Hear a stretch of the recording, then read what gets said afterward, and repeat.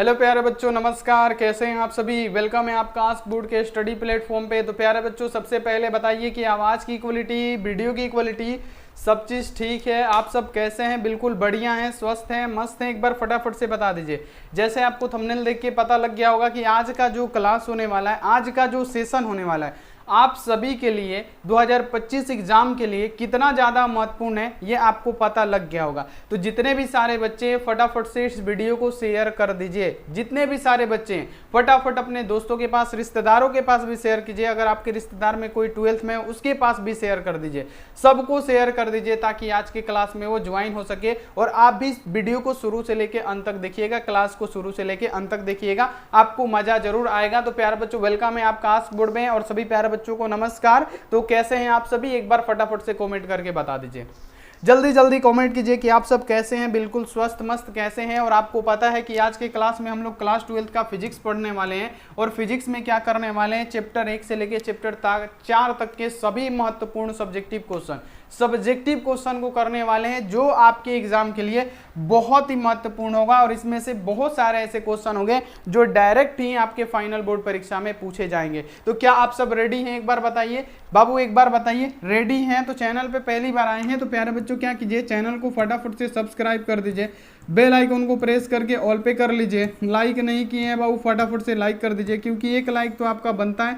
Attendance फटाफट से बना लीजिए, ठीक है? एक लाइक करके अटेंडेंस बना लीजिए। उसके बाद से व्हाट्सएप ग्रुप में भी आप ज्वाइन हो जाइए। नंबर नोट कीजिए मेरा 9135742024। आप इस पे मैसेज करके फटाफट से व्हाट्सएप ग्रुप को भी आप ज्वाइन कर सकते हैं। फटाफट से आप ज्वाइन कर लीजिए। नहीं तो लाइव चैट में एक लिंक दिख रहा होगा जिसमें लिखा होगा ग्रुप ज्वाइन लिंक, उस पर दबा के जितने भी बच्चे हैं सभी के सभी बच्चे ग्रुप ज्वाइन कर लीजिए। और ऑनलाइन टेस्ट क्यों नहीं दे रहे हैं? डेली 2 से 3 ऑनलाइन टेस्ट लगा रहे हैं वेबसाइट पे, आपको फ्री दिया जा रहा है ऑनलाइन टेस्ट वेबसाइट वाला। तो अगर आप देना चाहते हैं तो वीडियो के अंत तक बता देंगे कैसे देना है। तो प्यारे बच्चों, आप लोग वीडियो के अंत तक बने रहिएगा, हम आपको बता देंगे। और चलिए, जैसे आपको पता है कि हम लोग क्या करने वाले हैं, सब्जेक्टिव क्वेश्चन करने वाले हैं जो तहलका मचाएगा आपके एग्जाम में, ठीक है?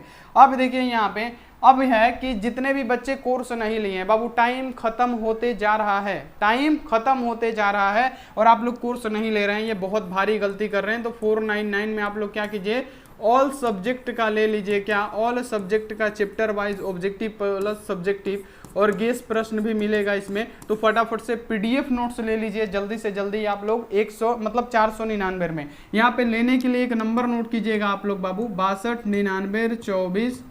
6299248935। आप इस पे क्या कर सकते हैं, संपर्क कर सकते हैं फटाफट से हमसे। फटाफट से संपर्क करके जल्दी से जल्दी आप लोग ये ले लीजिए, ये आपके लिए बहुत ही ज्यादा जरूरी है। तो चलिए प्यारे बच्चों, एक बार सभी बच्चे मुस्कुराते हुए हंसते हुए बोल दीजिए यस, ताकि हम क्लास को शुरू कर सके। और आपका एक मुस्कान हमारे लिए प्यारे बच्चों हमारी जिंदगी में बहुत अहमियत है। मतलब कहने का मतलब क्या, आपकी एक मुस्कान के चक्कर में प्यारे बच्चों हम क्या कर सकते हैं, कुछ भी कर सकते हैं। तो आप लोग एक बार प्लीज मुस्कुरा के यस बोल दीजिए ताकि क्लास को शुरू कर दिया जाए। और एक माफी चाहते हैं कि कल का जो क्लास होगा वो बंद रहेगा, ठीक है? कल जो क्लास होगा वो बंद रहेगा क्योंकि अर्जेंट काम से हमको घर पे जाना है, ठीक है? बहुत जरूरी काम है, इसलिए हमको जाना पड़ रहा है। तो कल का क्लास प्यारे बच्चों बंद रहेगा, लेकिन आज का क्लास आप लोग मुस्कुराते हुए हंसते हुए कर लीजिए, ठीक है? तो चलिए प्यारे बच्चों, क्लास को शुरू करते हैं और एक एक क्वेश्चन को पढ़ेंगे जो एग्जाम से रिलेटेड होगा, एग्जाम में पूछा जाएगा। तो पहला नंबर क्वेश्चन है कि आवेश संरक्षण का सिद्धांत क्या है, जो कि 2022 में भी पूछा गया है और देखिए 2020 में भी पूछा गया। इसके पहले तो कई बार पूछा गया जिसको हम मेंशन नहीं किए हैं। तो ये क्वेश्चन आप समझ सकते हैं कि कितना ज़्यादा इंपॉर्टेंट है। और इसको याद करने का तरीका, समझाने का तरीका भी हम आपको बता देंगे कैसे आप इसको ध्यान में रख सकते हैं। सबसे पहले कि आवेश संरक्षण का सिद्धांत क्या होता है। तो आवेश संरक्षण का सिद्धांत ये कहता है कि सबसे पहले सुनिए कि आवेश संरक्षण सिद्धांत को किसने दिया। तो बेंजामिन फ्रैंकलिन नामक वैज्ञानिक ने आवेश संरक्षण सिद्धांत दिया था, ठीक है? किसने दिया था? ऑब्जेक्टिव भी पूछ सकता है कि आवेश संरक्षण के सिद्धांत को किसने दिया था। बेंजामिन फ्रैंकलिन नामक एक वैज्ञानिक थे, उन्होंने आवेश संरक्षण का सिद्धांत दिया था, ठीक है? उन्होंने ये बताया था कि आवेश को ना तो कोई उत्पन्न कर सकता है, ना तो कोई उसको नष्ट कर सकता है, ठीक है? आवेश को सिर्फ हम महसूस कर सकते हैं क्योंकि आवेश क्या है प्यारे बच्चों, ब्रह्मांड में सदैव ही संरक्षित है। ठीक है, आवेश को किसी में दम नहीं है कि वो उत्पन्न करे, चाहे किसी में दम नहीं है कि वो नष्ट करे, बस हम महसूस कर सकते हैं। कैसे महसूस कर सकते हैं? तो जब हम शीशे के छड़ को रेशम के धागे पर रगड़ते हैं तो वो आवेशित हो जाता है, या हम क्या करते हैं, बिल्ली की खाल को एबेनोइड के छड़ से रगड़ते हैं तो वो भी आवेशित हो जाता है। यानी सिर्फ हम महसूस कर सकते हैं, हम इसको प्यारे बच्चों उत्पन्न नहीं कर सकते, हम बना नहीं सकते हैं, ना हम इसको आवेश को मिटा सकते हैं। तो ये आप लोग याद रखिएगा कि आवेश संरक्षण का सिद्धांत किसने दिया? बेंजामिन फ्रैंकलिन ने। और उन्होंने ये बताया कि आवेश को ना तो कोई उत्पन्न कर सकता है, ना ही कोई नष्ट कर सकता है। यही है क्या? आवेश संरक्षण का सिद्धांत। तो ये आप लोग को समझ में आ गया। पहला नंबर क्वेश्चन एक बार बताइए, समझ में आ गया ना? अगर आपसे पूछेगा कि आवेश संरक्षण का सिद्धांत क्या है, तो आवेश को ना तो हम उत्पन्न करेंगे, ना तो हम इसे नष्ट करेंगे। सदैव क्या रहता है? जो आवेश रहता है वो क्या होता है? ब्रह्मांड में सदैव ही सुरक्षित रहता है। पहला यहाँ पे आवेश के गुण पूछेगा तो आवेश क्या होता है? क्वांटमीकृत होता है। यानी आवेशों का प्यारे बच्चों क्या है, अगर एक वस्तु से दूसरे वस्तु पे इलेक्ट्रॉन भेजना है तो प्यारे बच्चों वो पूर्ण गुणज के रूप में ही हम भेज सकते हैं। तो आवेश क्या होते हैं प्यारे बच्चों? क्वांटमीकृत होते हैं। और दूसरा क्या होता है? आवेश जो होते हैं संरक्षित होते हैं। और तीसरा क्या? आवेश जो होते हैं योगात्मक होते हैं। ठीक है, तो ये आप लोग इसका प्यारे बच्चों गुण भी साथ में याद रखिएगा। तो पहला नंबर क्वेश्चन हमारा होता है समाप्त कि आवेश संरक्षण का सिद्धांत क्या है। तो आवेश संरक्षण सिद्धांत को बेंजामिन फ्रैंकलिन ने दिया था, ये वैज्ञानिक थे। और उनके अनुसार क्या होता है? विद्युत आवेश को ना तो कोई उत्पन्न करेगा और ना ही इसे क्या करेगा, कोई नष्ट करेगा। ये क्या रहता है? ये आवेश जो होता है ब्रह्मांड में क्या रहता है, जो हमारी ब्रह्मांड है इसमें क्या रहेगा? ये सदैव ही संरक्षित रहेगा। तो प्यारे बच्चों इसी को हम लोग क्या कहते हैं? आवेश संरक्षण का सिद्धांत कहते हैं। तो ये आप लोग हमेशा ध्यान में रखिएगा। ठीक है, क्लियर हो गया। अब बढ़ते हैं अगला नंबर। चलिए प्यारे बच्चों, जो दूसरा नंबर क्वेश्चन था वो शायद गलत था, ठीक है, इसलिए इसको हटा दिए। चलिए तीसरा नंबर क्वेश्चन पढ़िए प्यारे बच्चों। जो दूसरा नंबर क्वेश्चन था ना वो गलत था, ठीक है, इसके लिए हटा दिए। अब चलिए यहाँ पे तीसरा नंबर क्वेश्चन आते हैं। तीसरा नंबर क्वेश्चन है कि पारावैद्युत शक्ति एवं अपेक्षित पारावैद्युतांक को परिभाषित करें। कि पारावैद्युत शक्ति क्या होता है या अपेक्षित पारावैद्युतांक क्या होता है। तो प्यारे बच्चों सबसे पहले आपको समझना है कि पारावैद्युत शक्ति क्या होता है। तो यहाँ पे याद रखिएगा कि सबसे पहले कि पारावैद्युत शक्ति या अपेक्षित पारावैद्युतांक क्या होता है, जो कि बार बार एग्जामों में पूछा जाता है। तो देखिए पारावैद्युत शक्ति क्या होता है। तो यहाँ पे देखिए वैद्युत क्षेत्र की तीव्रता का वह अधिकतम मान, वैद्युत क्षेत्र की तीव्रता क्या होता है। यानी मान लीजिए यहाँ पे प्लस क्यू आवेश है तो इसका कोई अपना क्षेत्र है, तो यहाँ पे क्या, यहाँ पे इसकी मजबूती अलग होगी, यहाँ पे इसकी मजबूती अलग। तीव्रता का मतलब होता है मजबूती। यानी कहने का मतलब ये आपको याद रखना है कि वैद्युत क्षेत्र की तीव्रता का वह अधिकतम मान जहां तक कि कोई भी पारावैद्युत माध्यम क्या अचालक बन जाए, उसी को हम लोग क्या कहते हैं, पारावैद्युत शक्ति बोलते हैं। तो ये आपको क्लियर हो गया। अब अपेक्षित पारावैद्युतांक किसे बोलते हैं। अपेक्षित पारावैद्युतांक को हम लोग ER से सूचित करते हैं। और ER इक्वल टू क्या होता है, किसी माध्यम की विद्युतशीलता यानी एप्सिलॉन, है ना, और बटा में क्या, निर्वात की विद्युतशीलता जिसको हम लोग एप्सिलॉन नॉट बोलते हैं, और इसी के अनुपात यानी बटे को हम लोग क्या कहते हैं, अपेक्षित पारावैद्युतांक कहते हैं। तो ये भी आपको क्वेश्चन उम्मीद है कि समझ में आ गया होगा, क्योंकि ये भी क्वेश्चन आपके एग्जाम के लिए बहुत ही महत्वपूर्ण है। तो ये क्वेश्चन आपको समझ में आ गया। अगर आपसे पूछेगा कि पारावैद्युत शक्ति और अपेक्षित पारावैद्युतांक को परिभाषित करें, तो आप क्या लिखेंगे कि पारावैद्युत शक्ति क्या होता है, वैद्युत क्षेत्र की तीव्रता का वह अधिकतम मान जहां पर कि क्या कोई भी पारावैद्युत पदार्थ क्या हो जाए, अचालक जब तक नहीं बन जाता है तब तक उसको हम लोग क्या कहेंगे, पारावैद्युत शक्ति बोलेंगे।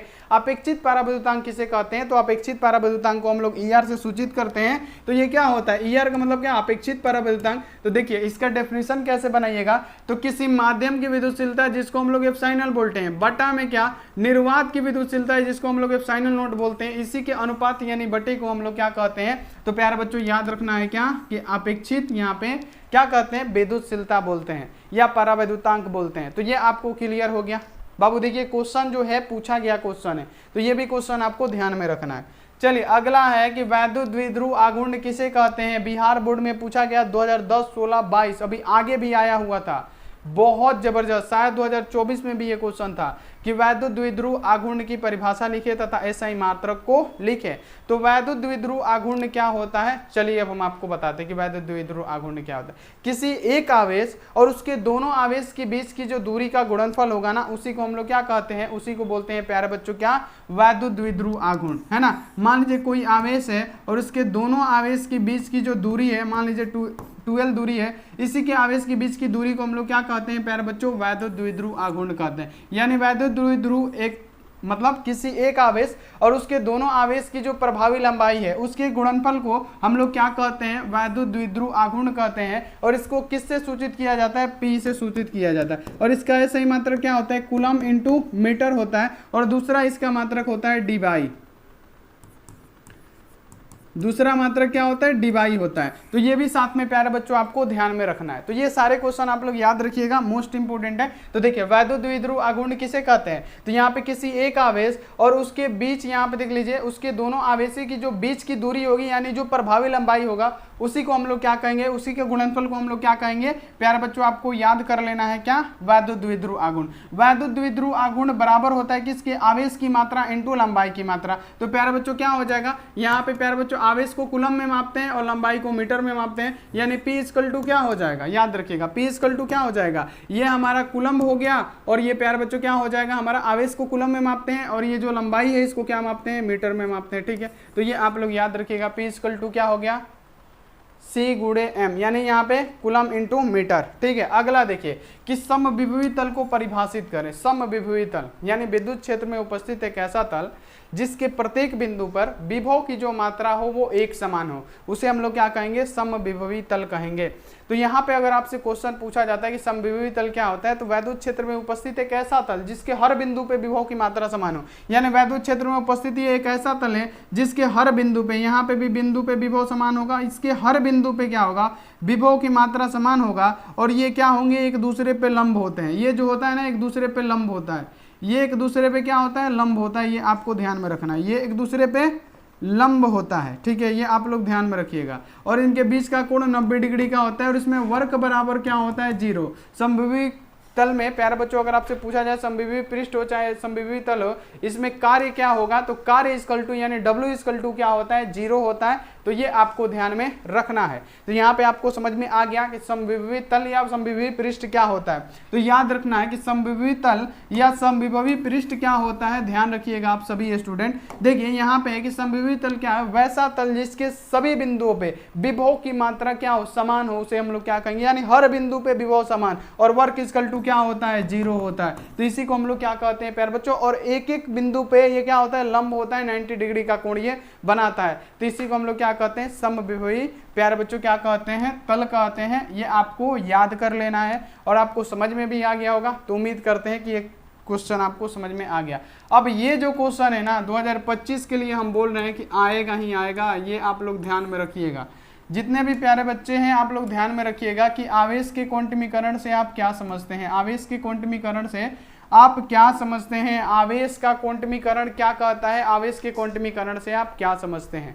ये 2025 के एग्जाम के लिए बहुत ही इंपॉर्टेंट है। तो प्यारे बच्चों इसको आप लोग बिल्कुल ध्यान से समझिएगा और एक बार कमेंट कीजिए तो समझ में आ रहा है, जल्दी बताइए समझ में आ रहा है। यस सर जी, बहुत बढ़िया, सभी को आना चाहिए क्योंकि ये क्लास एकदम बहुत इंपॉर्टेंट है। देखिए आवेश के क्वांटमीकरण से आप क्या समझते हैं, तो आवेश का क्वांटमीकरण क्या कहता है कि अगर किसी वस्तु पे, एक वस्तु से दूसरे वस्तु पे अगर आप इलेक्ट्रॉन भेज रहे हैं, एक पिंड यानी क्या, एक वस्तु से या दूसरे वस्तु पे अगर आपको इलेक्ट्रॉन भेजना है तो आप क्या करेंगे, पूर्ण गुणज के रूप में ही इसको भेजेंगे। उसी को क्या कहते हैं, आवेश का क्वांटमीकरण। यानी जब अगर आप आवेशों का स्थानांतरित कर रहे हैं, यानी अगर आप एक वस्तु से दूसरे वस्तु, ये वस्तु ए है, ये वस्तु बी है, अगर आपको इलेक्ट्रॉन भेजना है तो या तो आप भेजेंगे 1 इलेक्ट्रॉन, या तो 2 इलेक्ट्रॉन, या तो 100 इलेक्ट्रॉन। आप क्या दशमलव में नहीं भेज सकते हैं। यानी क्या होता है, आवेश का क्वांटमीकरण क्या होता है, Q इक्वल टू क्या होता है, प्लस माइनस, याद रखिएगा आवेश का क्वांटमीकरण Q equal two plus minus क्या होता है प्यारे बच्चों, N होता है। प्लस माइनस क्या होता है प्यारे बच्चों, N। ऐसे भी लिख सकते हैं, ऐसे ही लिखिए, सबसे बढ़िया है, इतना दिमाग मत लगाइए। Q इक्वल टू क्या होता है, प्लस माइनस N।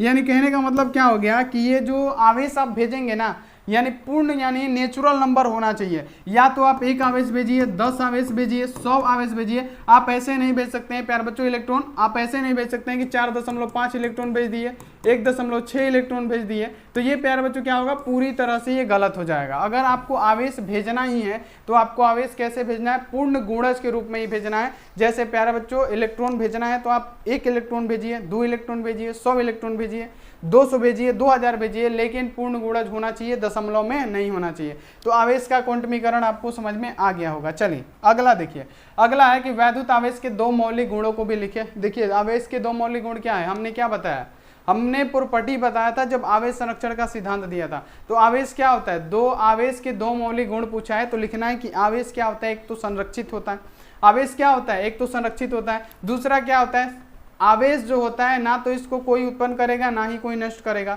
दूसरा आप लिख सकते हैं कि आवेश क्या होता है, क्वांटमीकृत होता है, यानी एक किसी वस्तु पे इलेक्ट्रॉन अगर भेजना हो तो आप पूर्ण गुणज के रूप में भेजेंगे, तो ये भी लिख सकते हैं। अगला लिख सकते हैं कि आवेश जो होता है योगात्मक होता है। तो जितनी भी सारी हैं, आप 2 पूछे 4 5 7 जितना मन करे उतना आप लिख सकते हैं क्योंकि आपको पता है। तो अगर आपसे पूछा जा रहा है कि आवेश के दो मौलिक गुण लिखें तो आपको लिखना है कि आवेश हमेशा संरक्षित होता है ना। आवेश क्या होता है, संरक्षित होता है। आवेश आप लिख सकते हैं कि क्वांटमीकृत होता है, आवेश जो होता है योगात्मक होता है ना। तो ये सारी चीजें आप लोग लिख सकते हैं। तो देखिए आवेश क्वांटमीकृत होता है, आवेश संरक्षित होता है, आवेश योगात्मक होता है, जो भी मन करे वो लिख दीजिएगा, बिल्कुल आपको नंबर मिल जाएगा। ठीक है, चलिए अगला है कि कूलम्ब बल की सीमाएं क्या है। कूलम्ब बल, प्यारे बच्चों अगर आपसे पूछा जाए कूलम्ब का नियम, तो हमने कूलम्ब का नियम अभी समझाना है, रुकिए 2 मिनट हम आपको समझाएंगे।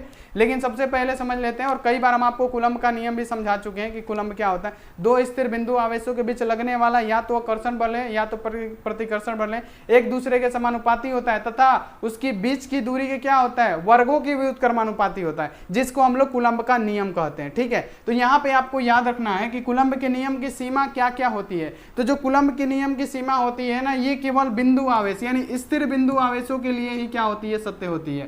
प्यारे बच्चों ये क्या होती है, स्थिर बिंदु आवेशों के लिए ही क्या होगी, लागू होगी, सत्य होगी। ठीक है, चलता फिरता आवेश पे ये लागू नहीं होता है। पहला हो गया, यह नियम अधिक दूरी के लिए भी सत्य नहीं है। यानी प्यारे बच्चों मान लीजिए यहाँ पे कोई प्लस क्यू आवेश है, इसका यहीं तक प्रभाव है। ठीक है, मान लीजिए यहाँ तक, यहाँ पे स्पेस ज्यादा है, यहाँ पे मान लीजिए कि कोई प्लस क्यू आवेश है। ठीक है, प्लस क्यू आवेश है तो इसका प्रभाव मान लीजिए कि यहाँ तक है। तो इसी के अंदर ना प्यारे बच्चों यहाँ पे कोई आवेश लेंगे, अब इसके बाहर ले लेंगे तो लेने का फायदा होगा, नहीं होगा, क्योंकि इसके बाहर जब कीजिएगा तो ना तो ये आकर्षित करेगा ना तो ये प्रतिकर्षित करेगा। इसके अंदर अगर प्लस क्यू आवेश आता है तो प्रतिकर्षित करता है, और इधर माइनस क्यू आवेश आता है तो ये क्या करेगा, आकर्षित करेगा, ये क्या करेगा, धक्का मार के भगाएगा। तो यही बात है कि जो आपको बोला जा रहा है कि यह नियम अधिक दूरी भी लेंगे ना, ये दो बिंदु के बीच की दूरी अगर अधिक लेते हैं तो ये लागू नहीं होगा। क्या होगा, लागू नहीं होगा। तो ये भी आपको क्लियर करना है कि ये ज्यादा दूरी के लिए भी लागू नहीं है। अगला देखिए कि यह नियम 10 के पावर यानी याद रखना है कि यह नियम 10 के पावर -15 मीटर से कम दूरी के लिए भी सत्य नहीं है। अब इससे एकदम पूरा सटा भी दीजिएगा ना तो इसके लिए भी ये सत्य नहीं होगा, ये आपको ध्यान रखना है। और यह एक क्या है, यूनिवर्सल नियम तो है ही नहीं, ये एक सार्वत्रिक नियम प्यारे बच्चों नहीं है। तो कूलम्ब का नियम आपको समझ में आ गया। कूलम्ब का नियम क्या होता है, कूलम्ब का नियम होता है कि दो बिंदु आवेशों के बीच लगने वाला आकर्षण या प्रतिकर्षण बल क्या होता है प्यारे बच्चों, एक दूसरे के अनुक्रमानुपाती होता है, यानी उसके वर्गों की यानी दूरी क्या होता है, और उसकी दूरी के वर्गों के वो भी उत्क्रमानुपाती होता है। यानी इसका फॉर्मूला क्या होता है, F क्या होता है, याद रखना कि 1/4 pi epsilon not into Q1 into Q2 बटा में क्या होता है, R² होता है। तो ये हमारा क्या होता है प्यारा बच्चों, कूलम्ब का नियम होता है। अभी आगे हम पढ़ेंगे, उसको भी आप लोग ध्यान में रखिएगा। चलिए अब देखिए धारिता किसे कहते हैं, धारिता, धारिता है ना। अगर आपसे पूछा जाए कि धारिता किसे कहते हैं, विद्युत धारिता यहाँ पे लिखना चाहिए, विद्युत धारिता। यहाँ पे क्या होगा, विद्युत धारिता। धारिता अगर पूछा जाए तो किसी भी चीज में आवेशों की धारण करने की क्षमता ही विद्युत धारिता कहलाती है। मतलब धारिता मतलब सिर्फ धारिता पूछेगा तो धारण करने की क्षमता ही धारिता कहलाती है। ठीक है, कि मान लीजिए कि एक बोतल है, अब बोतल में कितना पानी हटेगा वो क्या होगा, धारिता कहलाएगा। यानी कितना धारण वो कर सकता है वो धारिता कहलाएगा, यानी धारण करने की क्षमता धारिता कहलाती है। लेकिन विद्युत धारिता यानी विद्युत कितना धारण करेगा किसी चीज में, यानी आपको याद रखना कि किसी चालक में विद्युत को धारण करने की क्षमता, यानी किसी चालक में कितना आवेश वो धारण कर सकता है, इसको क्या बोलते हैं, विद्युत धारिता बोलते हैं। अगर आप इसको फिर से अगर दूसरी भाषा में डिफाइन करना चाहें तो प्यारे बच्चों आपको क्या लिखना है कि धारिता इक्वल टू क्या होता है, C इक्वल टू क्या होता है, Q/V होता है। ये आपको पता होगा। यानी किसी चालक में क्या किसी चालक में आवेश को डालने पे विभव के मान में वृद्धि हो रहा है, उसे हम लोग क्या कहेंगे, तो विद्युत धारिता कहेंगे। जैसे जैसे प्यारे बच्चों मान लीजिए कि ये हमारे पास एक बोतल है, ठीक है, ये हमारे पास बोतल है, ठीक है। अब ये जब बोतल है तो इसमें हम क्या कर रहे हैं, पानी डाल रहे हैं। तो प्यारे बच्चों इतना पानी डालेंगे तो थोड़ा सा पानी डालेंगे तो इतना लेयर बढ़ेगा, यानी जैसे जैसे मान लीजिए कि क्यू मतलब मान लीजिए पानी है, पानी डाल रहे हैं प्यारे बच्चों, विभव यानी लेयर भी मान लीजिए कि बढ़ रहा है ना, ऐसे हो रहा है ना। जैसे जैसे पानी डाल रहे हैं वैसे लेयर बढ़ रहा है, यानी जैसे जैसे किसी चालक में आवेश को डालेंगे विभव के मान में अगर वृद्धि हो रहा है तो वो क्या कहलाएगा, चालक की धारिता कहलाएगा। यानी जैसे किसी चालक में, याद रखना है कि किसी चालक में आवेश को डालने पे अगर विभव का मान में वृद्धि हो जाए उसे क्या कहेंगे, तो विद्युत धारिता कहेंगे चालक का।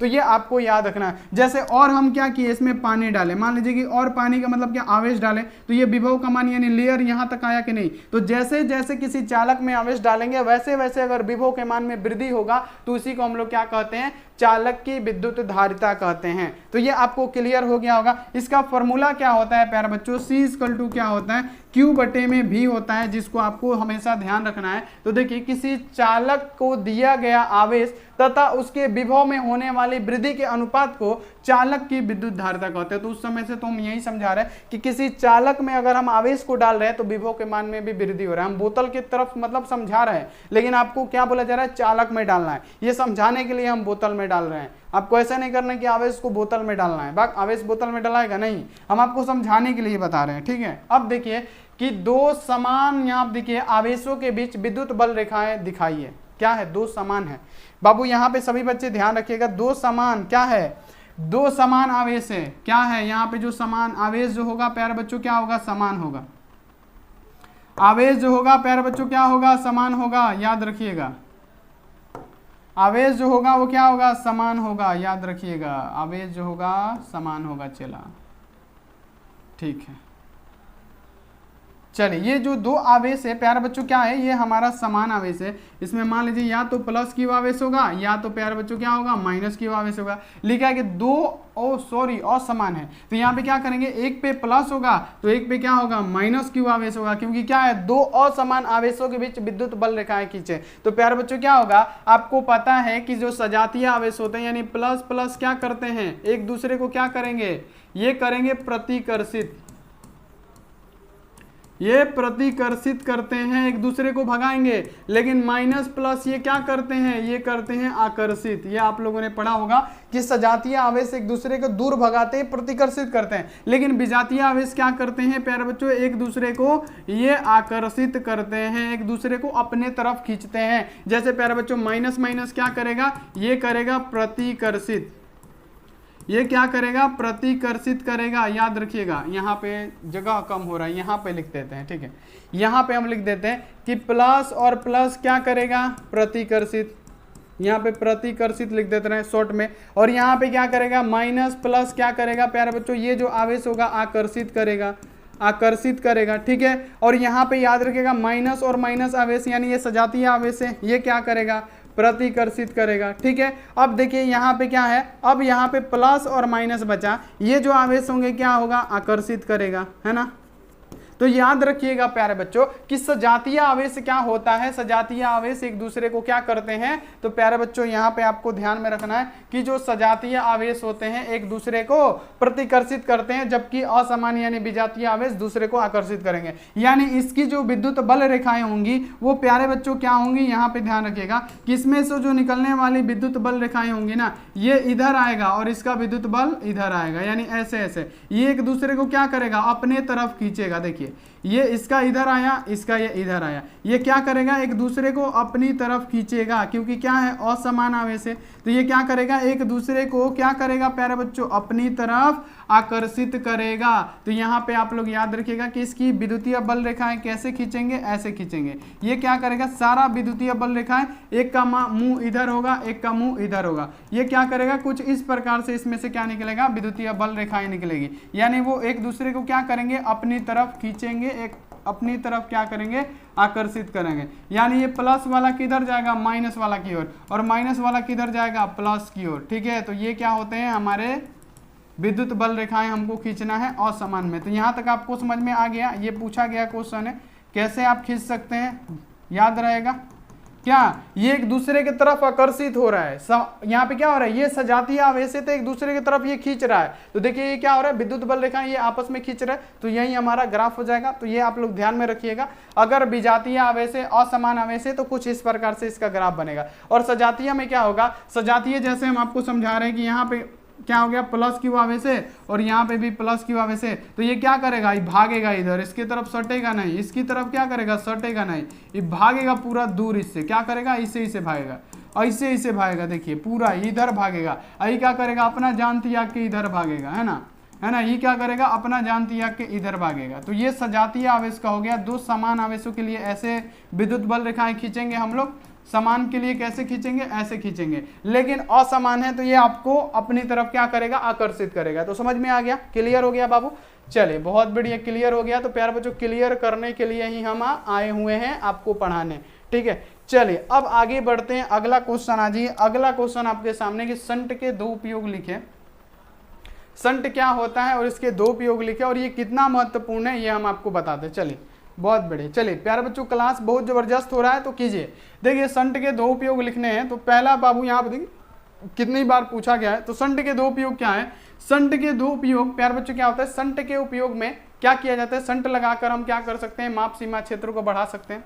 संट लगा के क्या कर सकते हैं, धारा मापी के माप सीमा को बढ़ा सकते हैं, ठीक है। संट लगा के किसी परिपथ, यहाँ पे क्या परिपथ की सुरक्षा कर सकते हैं। संट लगा के हम क्या कर सकते हैं प्यारे बच्चों, धारा मापी की सुग्राह्यता को घटा सकते हैं। तो ये सारी चीजें प्यारे बच्चों इसके उपयोग ही ना है। तो आप लिख सकते हैं कि संट क्या होता है प्यारे बच्चों। तो संट क्या होता है, अगर गैल्वेनोमीटर को, देखिए पहले संट क्या होता है, गैल्वेनोमीटर को आमीटर में बदलना है तो हम लोग क्या करते हैं, समानांतर में निम्न प्रतिरोध लगा के हम लोग क्या करते हैं, समानांतर में निम्न प्रतिरोध जोड़ के हम लोग गैल्वेनोमीटर को आमीटर में बदलते हैं और उसी को कहा जाता है संट। और संट का उपयोग क्या होता है कि हम लोग क्या कर सकते हैं कि माप सीमा क्षेत्र को बढ़ा सकते हैं, किसी भी यहाँ पे धारा मापी के माप सीमा क्षेत्र को बढ़ा सकते हैं, किसी भी धारा मापी की सुग्राह्यता को घटा सकते हैं, संट लगाकर हम किसी परिपथ की सुरक्षा कर सकते हैं। तो बहुत सारे इसके ऐसे उपयोग हैं जिसको आपको लिखने हैं। तो यहाँ पे लिखिएगा कि संट के दो उपयोग क्या है, तो इसके उपयोग से सुग्राह्यता विद्युत, यहाँ पे देखिए धारा मापी या गैल्वेनोमीटर को नुकसान होने से बचाया जा सकता है। आप ऐसे लिख सकते हैं या आप ऐसे लिख सकते हैं कि संट के प्रयोग से धारा मापी की सुग्राह्यता घटा सकते हैं, संट के प्रयोग से हम लोग क्या कर सकते हैं, माप सीमा क्षेत्र बढ़ा सकते हैं, संट के प्रयोग से हम लोग किसी परिपथ की सुरक्षा कर सकते हैं, यानी यहाँ पे धारा मापी की सुरक्षा हम प्रदान कर सकते हैं। तो यही संट होता है। तो आप ऐसे भी लिख सकते हैं या लिखा हुआ है ऐसे लिख सकते हैं, या संट के उपयोग से धारा मापी के विभक्त किया जा सकता है तथा संट के मान को बदलकर धारा मापी परास को बढ़ाया जा सकता है, यानी माप सीमा क्षेत्र को बढ़ाया जा सकता है। बात वही है, जो मन करे वो लिखिए। चलिए अगला देख लीजिए कि विभव मापी के दो उपयोगों को लिखे। 2022 का ही क्वेश्चन है, विभव मापी। विभव मापी के दो उपयोग कौन कौन से हैं, विभव मापी के दो उपयोग कौन कौन से हैं ये आपको लिखने हैं। तो प्यारे बच्चों विभव मापी के दो उपयोग को हम बात करें तो पहला उपयोग क्या है, विभव मापी के निम्नलिखित दो उपयोग है। पहला है कि विभव मापी की मदद से किसी सेल का हम विद्युत वाहक बल यानी इलेक्ट्रोमोटिव फोर्स मापते हैं। ईएमएफ विद्युत, यहाँ पे आपको याद रखना कि विभव मापी से क्या मापा जाता है, तो विभव मापी से मापा जाता है सेल का ईएमएफ, है ना। सेल का ईएमएफ अगर आपसे पूछा जाए इलेक्ट्रोमोटिव फोर्स विद्युत वाहक बल किससे मापा जाता है, तो प्यारे लाडलो आपका एक ही जवाब आना चाहिए कि सेल का विद्युत वाहक बल विभव मापी से मापा ही जाता है। ठीक है, क्लियर हो गया। अब देखिए इसके मदद से किसी सेल के आंतरिक प्रतिरोध का मान ज्ञात किया जाता है, यानी इसकी मदद से हम अगर किसी सेल का, अगर कोई सेल है उसका आंतरिक प्रतिरोध ज्ञात करना हो यानी आर क्या मान ज्ञात करना हो तो हम किसका प्रयोग करेंगे प्यारे बच्चों, विभव मापी का प्रयोग करेंगे। तो इसके दो उपयोग आप लोग लिख सकते हैं, बहुत आसान है, बहुत इजी है, लेकिन एग्जाम के लिए बहुत इंपॉर्टेंट है। सारा का सारा देख सकते हैं कि प्रीवियस ईयर क्वेश्चन है। और पीवाईक्यू की बात करें तो सब्जेक्टिव में 80% आता है, सब्जेक्टिव में कितना परसेंट, 80% आता है पीवाईक्यू, ध्यान में रखिएगा। ठीक है, अब चलिए अगला है कि विद्युत विभवांतर तथा विद्युत विभव क्या है। विद्युत विभवांतर तथा विद्युत विभव क्या है, तो विद्युत विभव की बात करें प्यारे बच्चों तो हमने आपको बताया था कि विद्युत विभव क्या होता है, याद है कुछ कि विद्युत विभव किसे कहते हैं, कुछ याद आया आपको, बताइए फटाफट से। यानी अगर आपसे बोला जाए कि विद्युत विभव क्या होता है तो एकांक धन आवेश को, ठीक है, मान लीजिए क्या है, कोई वैद्युत क्षेत्र है, यहाँ पे प्लस क्यू आवेश है, ठीक है, ये कोई वैद्युत क्षेत्र है, इसका कोई अपना क्षेत्र है, और यहाँ पे क्या है, यहाँ पे कोई प्लस यानी क्यू चार्ज है ना, यानी कोई प्लस क्यू चार्ज है, मान लीजिए कि कोई टेस्टी चार्ज है। ठीक है, तो यहाँ पे इसका डेफिनेशन विद्युत विभव का हम बता रहे हैं, विभवांतर का नहीं बता रहे, विभव का हम बता रहे हैं कि एकांक धन आवेश को, ये क्या है, एकांक धन आवेश है, टेस्ट चार्ज है, एकांक धन आवेश को वैद्युत क्षेत्र के अंदर किसी बिंदु, ये बिंदु यहाँ पे भी हो सकता है, यहाँ पे भी, कहीं भी आप ले सकते हैं। तो एकांक धन आवेश को किसी बिंदु, यहाँ पे मान लीजिए कि बिंदु का नाम P है, किसी एकांक धन आवेश को वैद्युत क्षेत्र के अंदर किसी बिंदु P तक लाने में जितना भी कार्य किया जाता है उसी को हम लोग क्या कहते हैं, वैद्युत विभव कहते हैं। देखिए कितना आसान डेफिनेशन है। अगर वैद्युत विभव की बात करें तो क्या कहते हैं, एकांक धन आवेश को वैद्युत क्षेत्र के भीतर किसी भी बिंदु तक लाने में जितना भी कार्य किया जाएगा उसी को क्या कहते हैं प्यारे बच्चों, वैद्युत विभवांतर।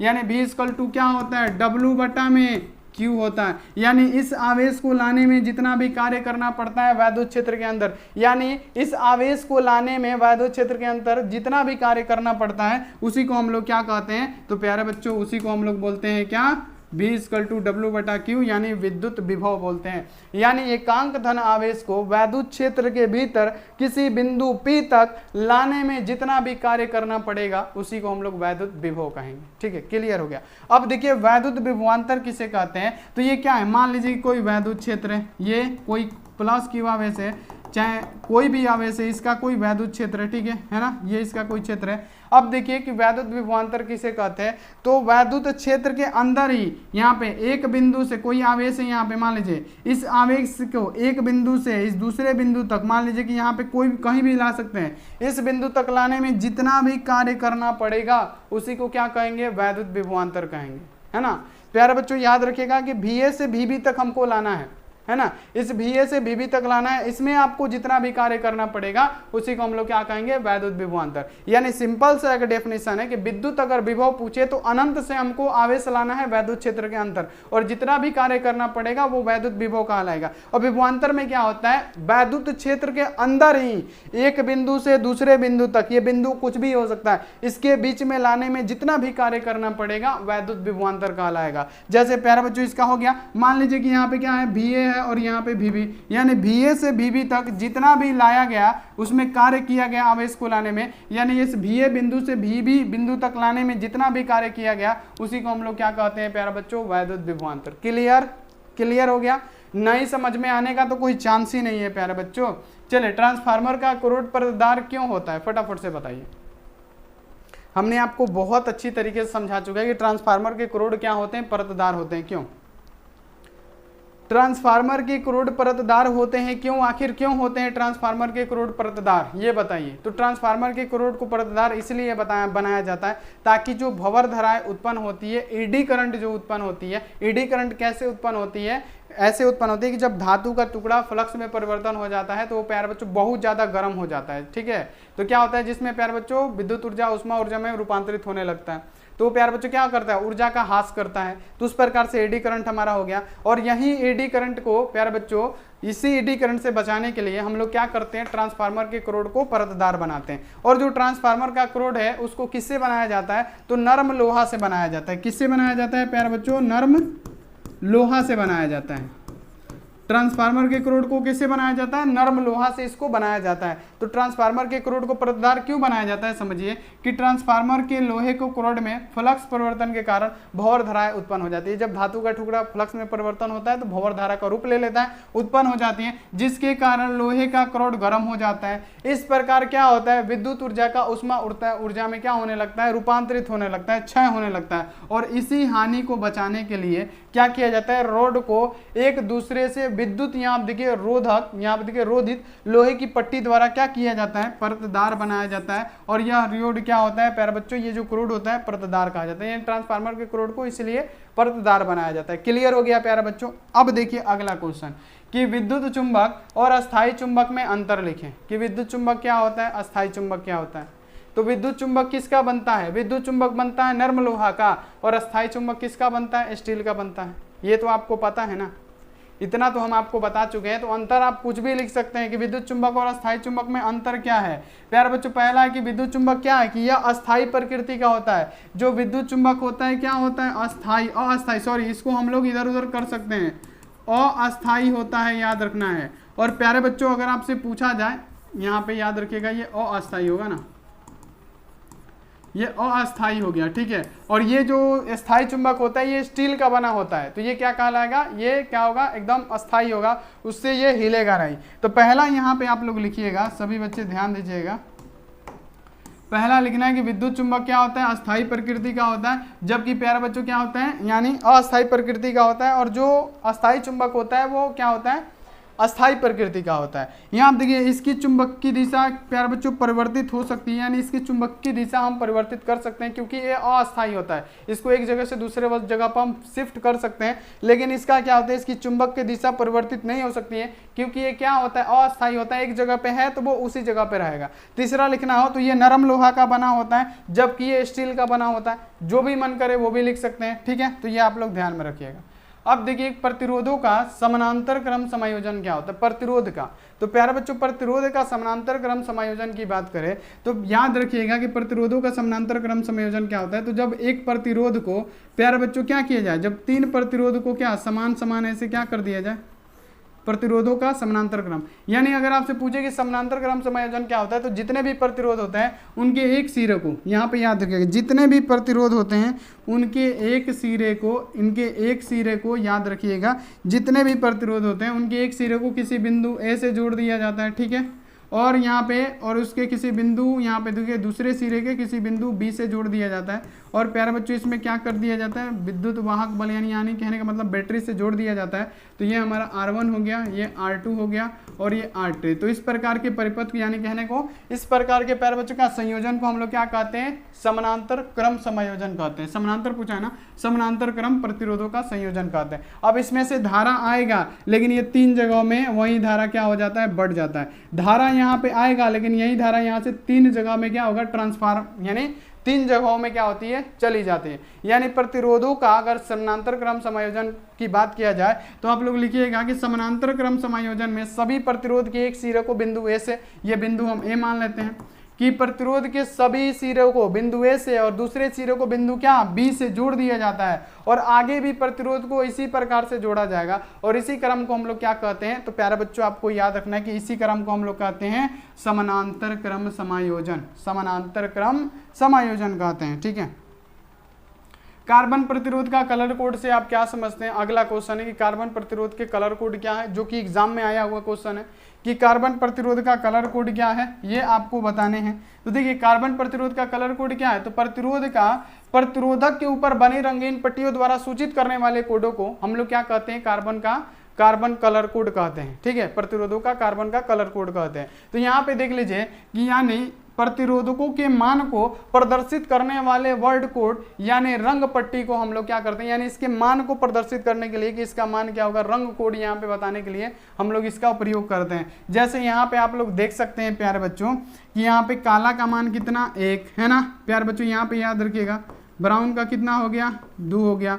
लाल का कितना हो गया, 3, सॉरी यहाँ पे कितना, ब्राउन का 1 होता है, रेड का 2 होता है, यहाँ पे समझिए, इससे तो अच्छा मुझबानी लिख देते हैं। ब्लैक का 0, ब्राउन का क्या होगा 1, रेड का क्या होगा 2, ऑरेंज का क्या होता है 3, येलो का क्या होता है 4, ग्रीन का क्या होता है प्यारे बच्चों 5, वायलेट का क्या होता है 6, ऐसे ही प्यारे बच्चों व्हाइट का कितना होता है 9।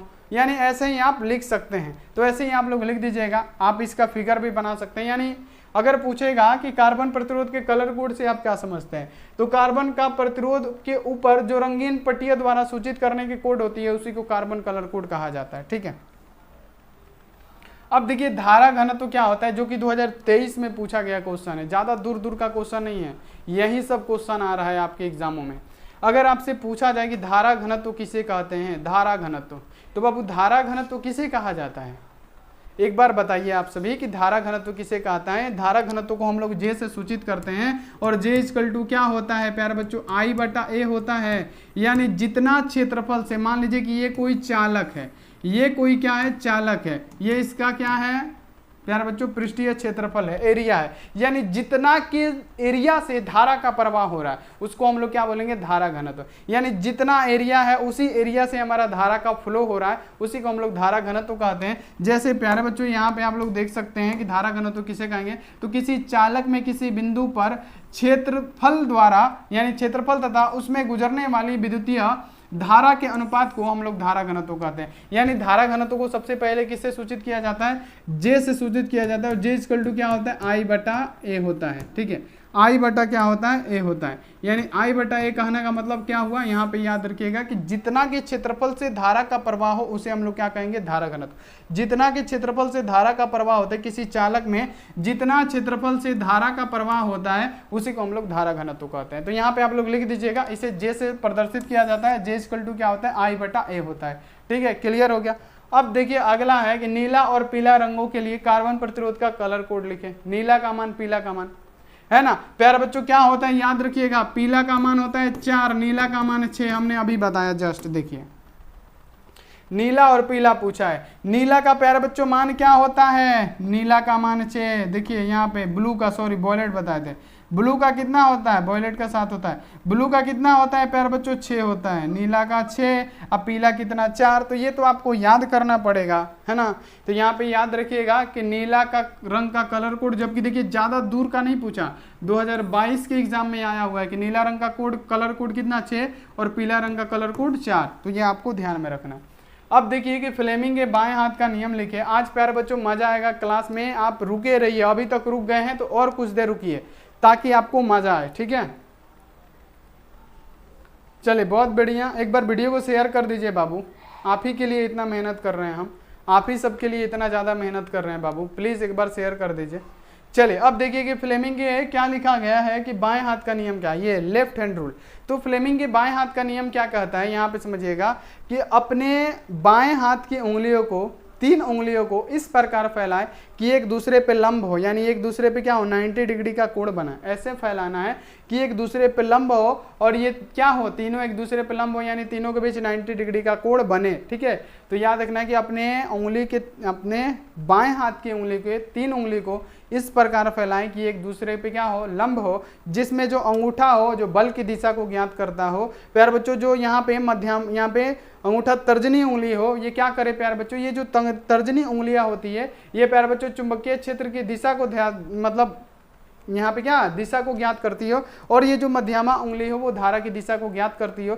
तो इसे हम लोग क्या कहते हैं, तो फ्लेमिंग के बाएं हाथ का नियम कहते हैं। इसमें और कुछ नहीं है, बस आपको ऐसे लिखना है कि अपने बाएं हाथ की 3 उंगलियों को हम इस प्रकार फैलाएं कि एक तीनों क्या हो, एक दूसरे पे लंब हो, जिसमें अंगूठा जो है बल की दिशा को दर्शाएगा। ठीक है, जो तर्जना उंगलियां हो क्या करेगा, चुंबकीय क्षेत्र की दिशा को दर्शाएगा, और जो यहाँ पे मिडिल उंगली हो वो धारा की दिशा को दर्शाए। इसी को हम लोग क्या कहते हैं, तो फ्लेमिंग के बाएं हाथ का नियम कहते हैं। अब पूछ देगा कि फ्लेमिंग के दाएं हाथ का नियम क्या है, तो हम अपने दाहिने हाथ की 3 उंगलियों को इस प्रकार फैलाएं कि इसमें अंगूठा क्या गति की दिशा, मोशन की दिशा को दर्शाता हो, ये जो तर्जनी उंगली हो ये क्या करे, चुंबकीय क्षेत्र की दिशा को दर्शाता हो, जबकि जो मध्यम उंगली हो वो क्या करे, विद्युत धारा की दिशा को दर्शाता हो। तो ये हमारा फ्लेमिंग का राइट हैंड का रूल हो जाएगा। तो हमसे सिर्फ पूछा गया है कि फ्लेमिंग के लेफ्ट हैंड रूल क्या होंगे, तो आपको सिंपल सा लिखना है कि अपने 3 उंगली, बाएं हाथ के 3 उंगली को इस प्रकार फैलाना है कि ये क्या है, एक दूसरे पे तीनों ये लंब हो, और जिसमें अंगूठा गति की दिशा, यानी सॉरी अंगूठा जो है बल की दिशा को दर्शाता हो,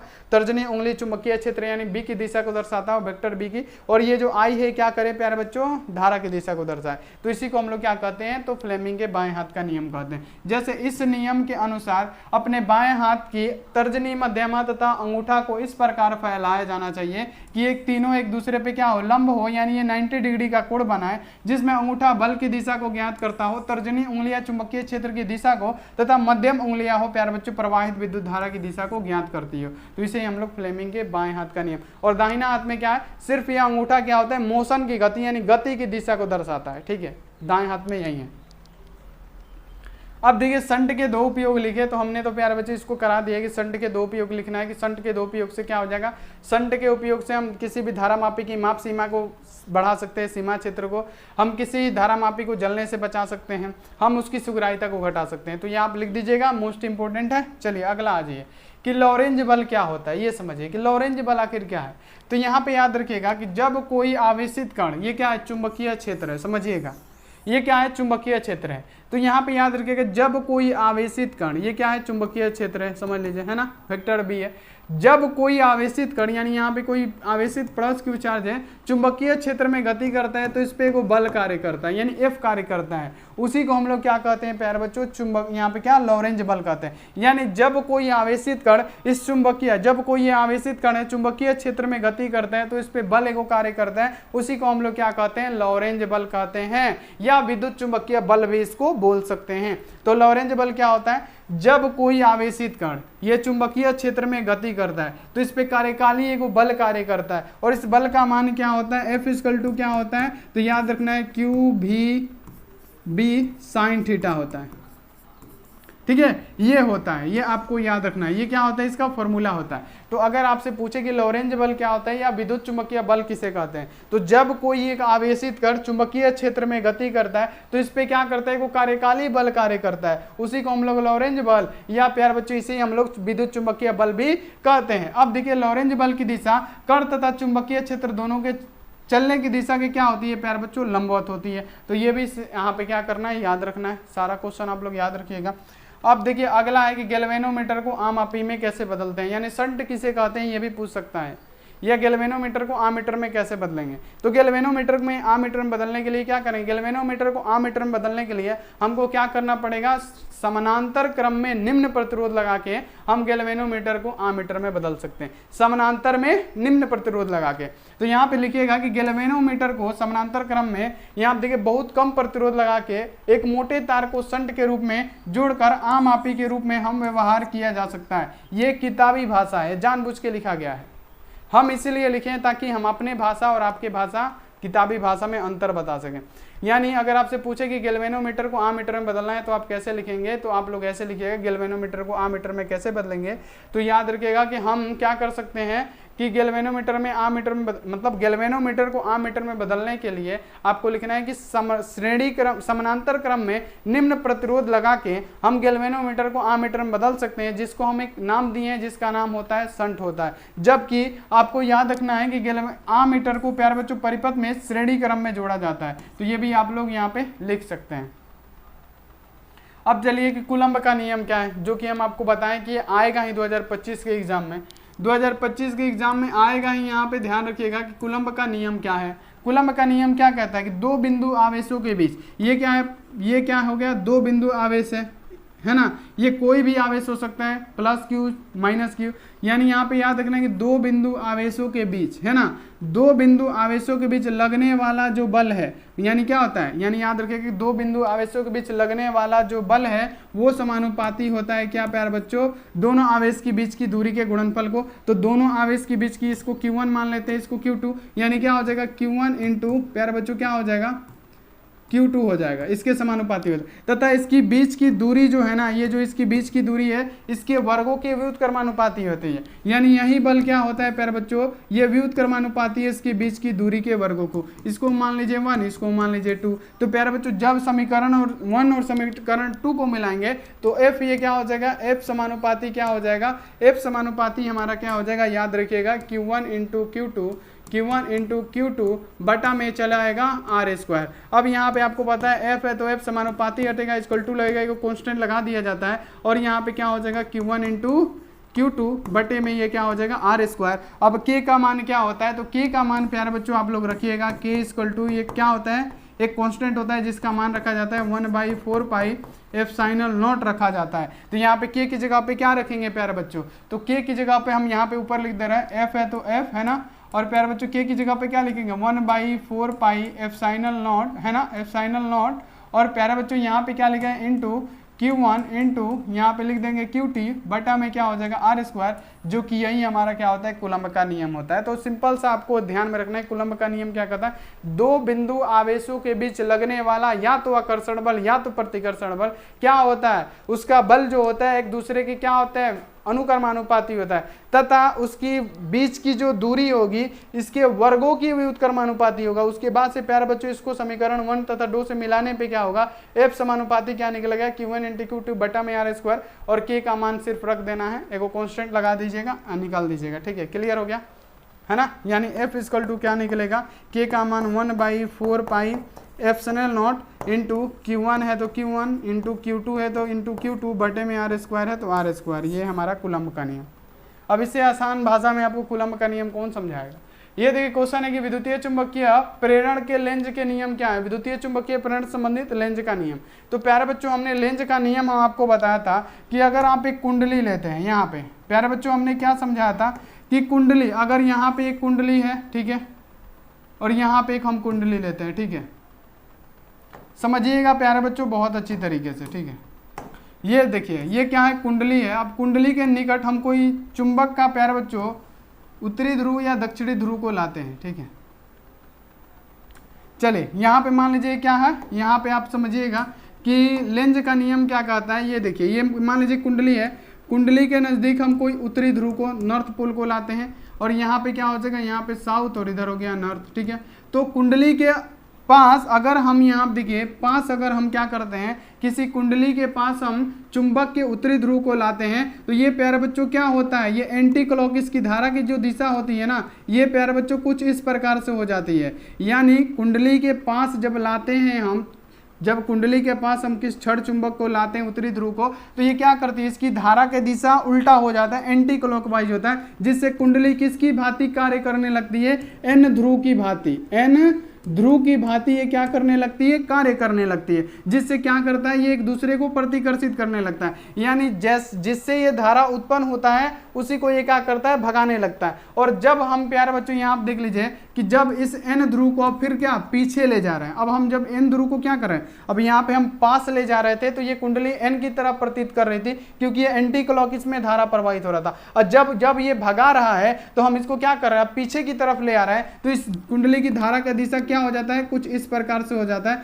जो क्या करने लगती है प्यारे बच्चों, ये एस ध्रुव की तरह कार्य करने लगती है। एस ध्रुव क्या होता है, बन जाता है। यानी अगर हम एन ध्रुव को पास ला रहे हैं कुंडली के, तो ये क्या कर रहा है, ये एन ध्रुव की तरह व्यवहार कर रहा है, और ये एक दूसरे को क्या कर रहा है, भगा रहा है। और जब हम इसको ले भी जा रहे हैं वापस, तो ये क्या कर रहा है, एस ध्रुव की तरह कार्य करने लग जा रहा है। यानी इसको जाने भी नहीं दे रहा है और आने भी नहीं दे रहा है। यानी यहाँ पे अगर आपसे पूछा जाए कि विद्युतीय चुंबकीय प्रेरण से लेंज का नियम क्या है, इस नियम के अनुसार किसी परिपथ में प्रेरित धारा की दिशा कुछ इस प्रकार से होती है कि वो उसी कारण का विरोध करती है जिससे वो उत्पन्न हुई हो। यानी विद्युत धारा की दिशा कुछ इस प्रकार से होगी जिसके कारण वो उत्पन्न हुई होगी, उसी का विरोध करेगी। जब कुंडली के पास में हम चुंबक का एन ध्रुव लाएं, यहाँ पे हमारा क्या हो गया, विद्युत यहाँ पे क्या हो गया, उत्पन्न हो गया।